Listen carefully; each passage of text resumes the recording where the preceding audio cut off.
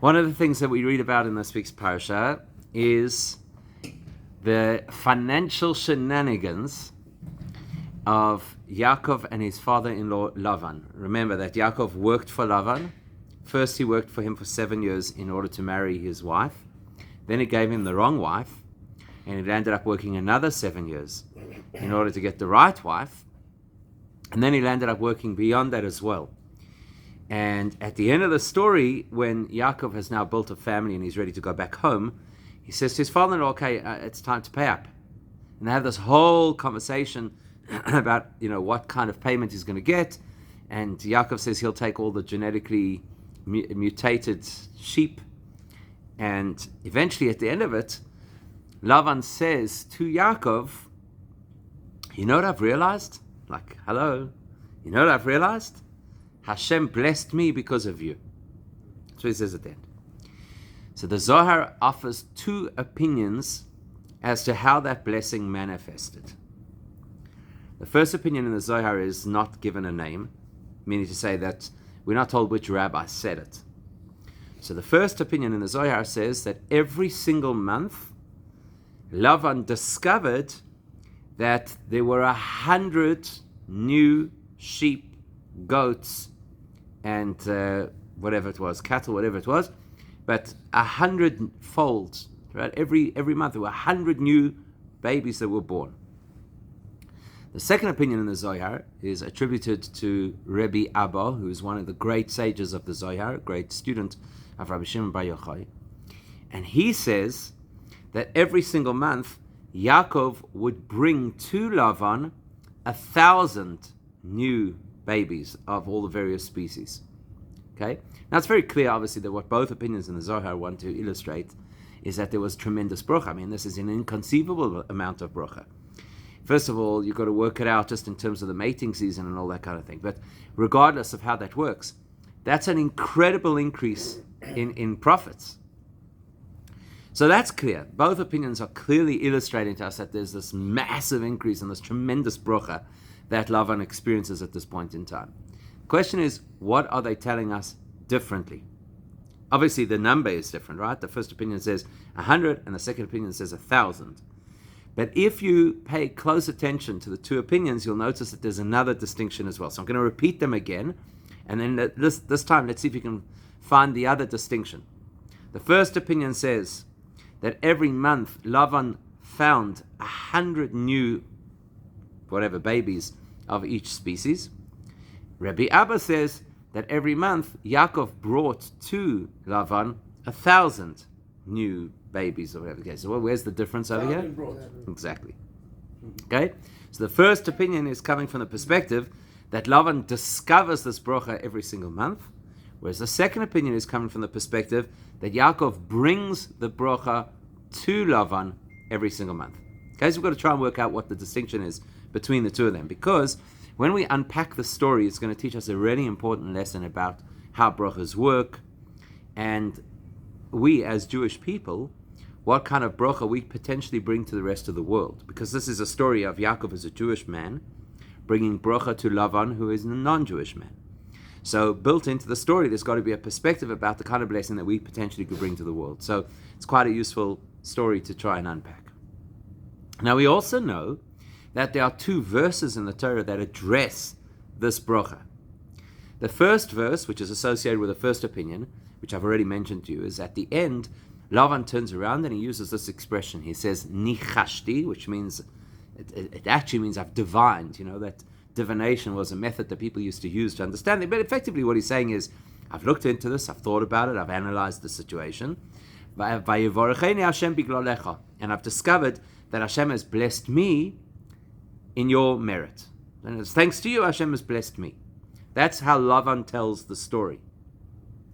But in their conflict at the end about how they settle their differences, Yaakov says to Lavan, and this is associated with the second view of Rabbi Abba, he says, you have to remember that Hashem blessed you leragli when I arrived. Leragli means by my feet. So in other words, when I arrived here, that's when you started to get bracha.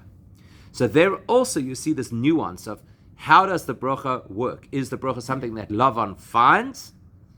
although it is facilitated by Yaakov? Or is the bracha something that Yaakov brings? Okay, see the same kind of distinction. So, before we can get to this, we've got to ask ourselves a really important question.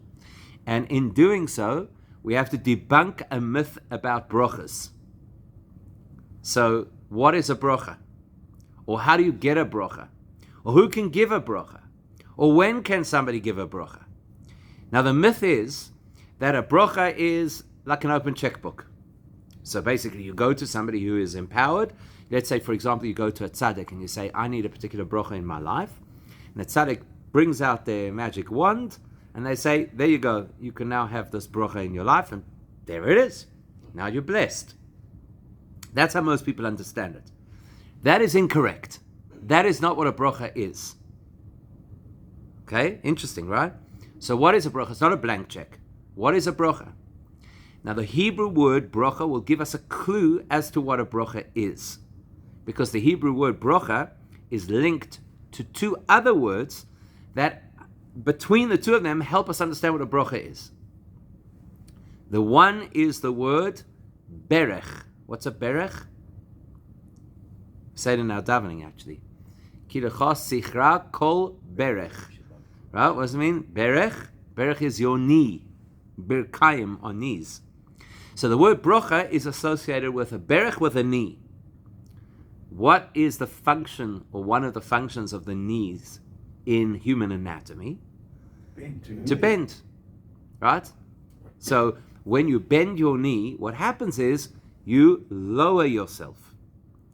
And because of that, we have an expression that we use in agriculture, and it applies in halacha as well. And that is the expression called mavrich. Comes from the same word. Mavrich, you can hear in it. Berech, you can hear it's the same word. The b and the v are interchangeable if there is or isn't a dot in the base. So mavrich is an agricultural process which you use usually for a vine. So you've got a vine that's growing, and then it reaches the extent of how far it's going to grow, and you want to regenerate new growth. So what do? You take it, you pull it back, and you pull it back down into the ground, and that regenerates new growth. So that process of taking the vine and pulling it down into the ground is called mavrich.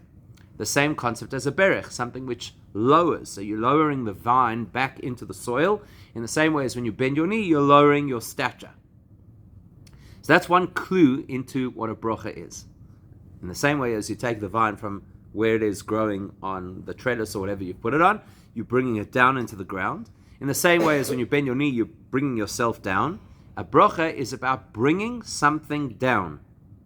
That implies that whatever you're bringing down is already available. It already exists somewhere. It's just not accessible. So the goal of a bracha is to make it accessible, which brings us to the next word that is associated with the word bracha, and that is the word breicha. So bracha, breicha, very, very similar words.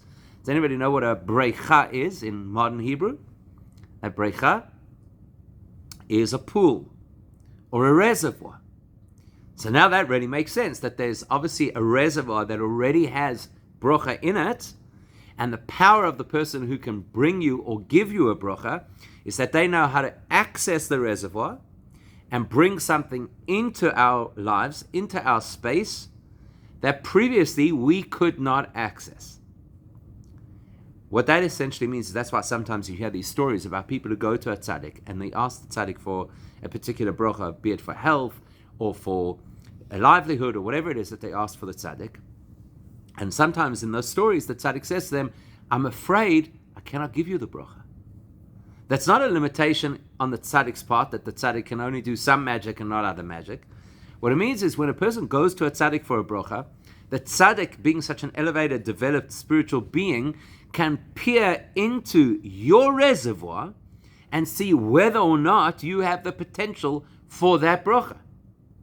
And if you have that potential, but you, for whatever reason, cannot access that potential, then it is the tzaddik's job to bring it down, to open the channel that the bracha can flow from the potential that Hashem has allocated to actually reach you. But if there is no reservoir, then you cannot get a bracha. An example of that would be when Hashem promised Abraham and Sarah that they would have a child. So we know that Hashem tells Avram, first of all, he tells him, I want you to go out and look at the stars.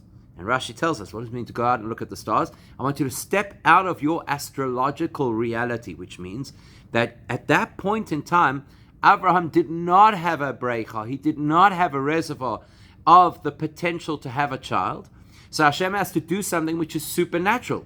Hashem can do that. Hashem can do something supernatural and allow him now to have a new reservoir that was not originally there. Incidentally, when we daven, the mode of davening is so powerful that davening can create a resource that isn't naturally there. And we see this in the wording of our davening, because one of the most common phrases that we use in davening is Yehi Ratzoin. May it be your will. Well, if you're saying may it be your will, that implies that currently it's not your will. Currently, you haven't provided that resource. That is the power of prayer, that it can facilitate that Hashem will introduce an energy or a resource into the picture that wasn't originally there. Whereas a brocha is there's a resource that, let's say, for example, Hashem allocated for me on Rosh Hashanah, but because of the way I've conducted myself, I haven't yet earned access to my bank account, so the tzaddik gives me a brocha, which then opens access to what Hashem had already potentially allocated for me. Okay, that's what a brocha is. Now, here's the question. We have two actors in the story. We have Lavan and we have Yaakov. And they're obviously two very different personalities at two very different spiritual levels. We're understanding clearly from the Torah that there are brochas that Lavan gets. That's clear. Every way you look at it, the Torah describes that Lavan receives brochas. The key question over here is, whose reservoir do these brochas come from? In other words, is there a pool of resources that Hashem had potentially allocated to Lavan, but Lavan does not deserve to access his own resources, and therefore Yaakov comes along and brings him that brocha, in other words, opens the flow from Lavan's reservoir? Or is it that Yaakov comes into Lavan's world, and Yaakov has his own reservoir of brochas, and Lavan is just a very fortunate man because now he's got somebody as powerful as Yaakov working in his world, so therefore he now has access to Yaakov's reservoir. That's the question. And these are the two opinions in the Zohar. Both opinions agree that there's massive bracha that Lavan gets in his life. And both opinions agree that the reason he has this bracha in his life is thanks to Yaakov. Where the two opinions disagree is which reservoir of bracha is activated in the story. So if I go to the first opinion says that he gets 100-fold bracha. That opinion is saying that effectively what goes on is Yaakov facilitates Lavan's potential. And Lavan's potential is represented by the number 100, and we'll come back to that and reanalyze why it would be the number 100.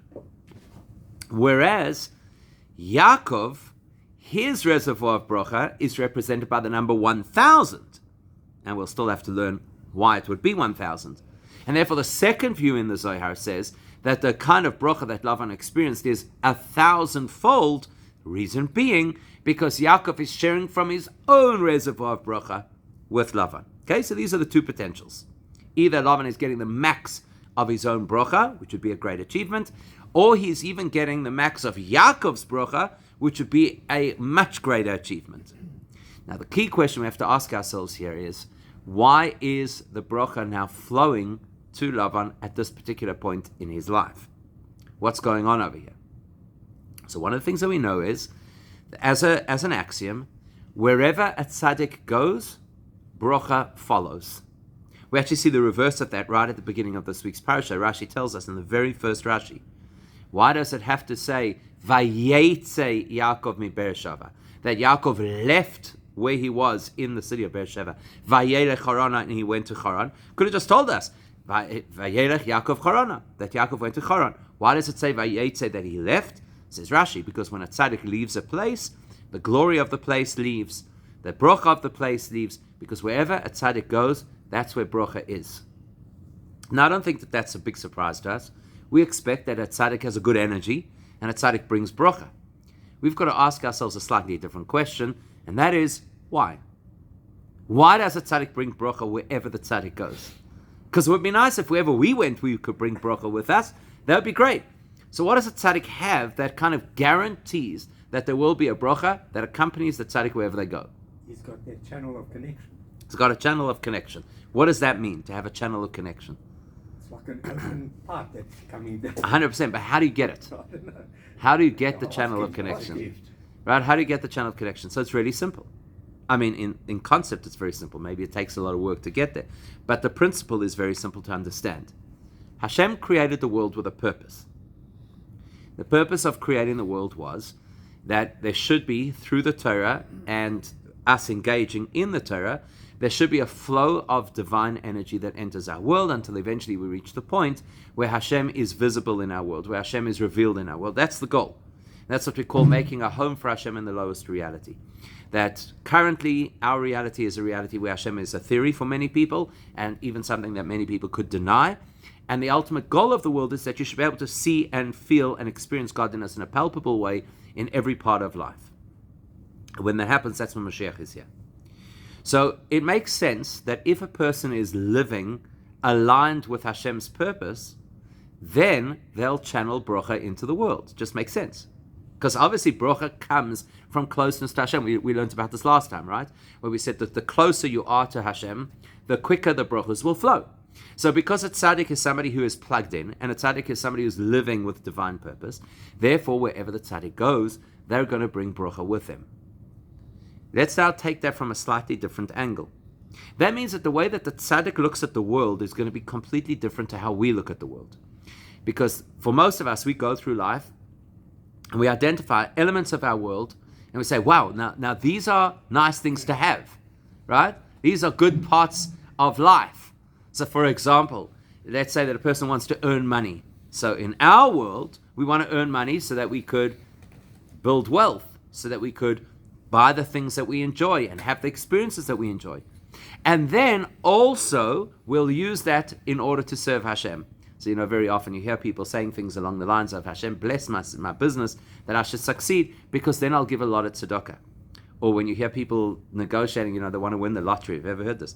So they say to Hashem, if you let me win the lottery, I'm going to give all this money to this and that and the other organization. And I always think to myself, well, Hashem can also give the money to that organization. Doesn't need you to win the lottery, right? So what's going on in our minds is we see the world as having a particular role to play, including a role in our own lives. And one of the aspects of that role is to do things that Hashem wants. That's not how a tzaddik sees the world. A tzaddik sees the world that every single thing that exists is there to facilitate Hashem's purpose. My interests are irrelevant. It's all here to achieve Hashem's purpose. And we have multiple examples of this, where, whether it was in biblical times or in Talmudic times, where you see that the individuals, the way that they live their life is clearly without any personal interest. It's just simply to facilitate what Hashem needs in this world. So if Hashem needs me to be wealthy in order to do X and Y, then I'm going to be wealthy in order to do X and Y. And if Hashem does not need me to be wealthy, I don't need to be wealthy. So effectively, the way that a tzaddik looks at the world is like this. Let's say I have a piece of leather. Is that piece of leather holy? No. Is that piece of leather potentially holy? Yes, because I could turn it into a pair of tefillin. So that's essentially the perspective that the tzaddik has on the world. Every single thing is raw material that has the potential at any time to be used for holiness. My job is to find that holiness. So because the tzaddik is looking at the world that way, therefore whatever comes into the tzaddik's environment is automatically blessed, because everything is associated with serving Hashem's purpose. So Yaakov enters into Lavan's space, and the whole reality of Lavan's wealth changes. Because up until that point in time, Lavan's wealth is just simply about enrichment, self-enrichment. I'm going to be successful. I'm going to have a lot of money. I'm going to have, in those days, a lot of flocks, which was really what a person's wealth was all about. And therefore, I'm going to be a great person. Yaakov enters the space and he says, there's a whole different way to look at this. And that is that you're going to have a lot of wealth. And therefore, we're going to have opportunities to be able to serve Hashem in various ways. One of the key things that Yaakov obviously wants to do in this environment of Lavan's house is he wants to bring consciousness of Hashem into the space. So that's where Yaakov's mind is. So therefore, naturally, there's now going to be bracha flowing into the space because you're living aligned with Hashem's purpose. Now the question we have to unpack is, what's the difference if you're living aligned with Hashem's purpose and you're pulling on Lavan's reservoir, or if you're living aligned with Hashem's purpose and you're pulling on Yaakov's reservoir? And these are the two ways that we could look at the story, which will obviously help us understand our position in the world and how we're supposed to view ourselves and our engagement with physical things and our engagement with other people who are not Jewish people, and to see how we can bring bracha into the space wherever we go.